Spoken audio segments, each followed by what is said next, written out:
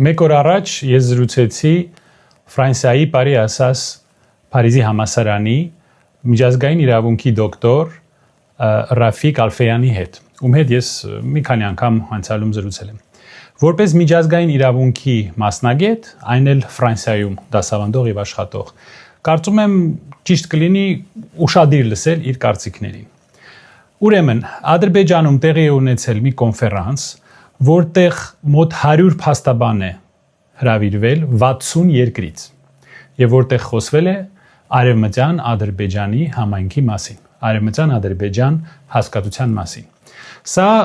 պատասխան է այն մարդկանց, ովքեր ասում են, որ այս Արևմտյան Ադրբեջանի մասին խոսում են միայն ներքին լսարանի համար։ Այսինքն ներքին լսարանը դա 60 երկրից 100 փաստաբան բերելն է Բաքու։ Սա է ներքին լսարանը։ Թուրքիան հայտարարել է, որ մի քանի ամիս հետո բացվելու է Զանգեզուրի միջանցքը եւ բացատրել է ինչպես է դա լինելու։ Այսինքն մեր կողքի պետությունը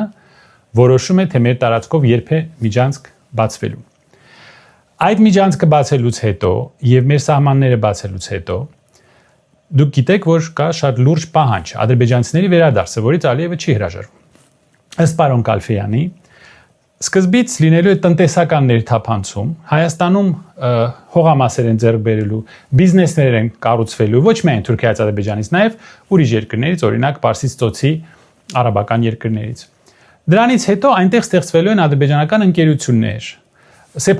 սեփականություն են ստեղծելու թուրքերը եւ ադրբեջանցիները։ Դրանից հետո եկեք հարց տանք մեզ, արդյոք այնտեղ չեն գալու աշխատել ադրբեջանցիները եւ թուրքերը։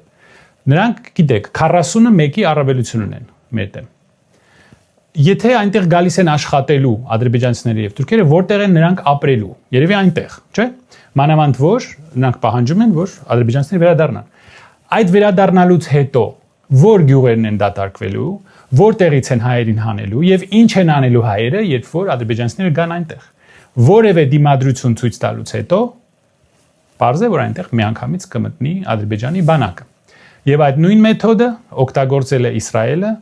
Հորդանան երկրի արևմտյան ափում, երբ որ այնտեղ սկզբից եկել էին հրեա բնակիչները, բնակեցել էին տարբեր այսինքն գյուղեր եւ քաղաքներ, եւ դրանից հետո հենց որ ինչ որ կոնֆլիկտեր առաջացել պաղեստինցիների հետ, հրեա բնակիչների հետևից գալիս էր Իսրայելի բանակը։ Եվ այսպիսով կամաց-կամաց ոչնչացվեց Պաղեստինը։ Եվ դեր աչքերի առաջ դա շարունակվում է։ Գազայում էլ են սպանությունները շարունակվում, Պաղեստինում։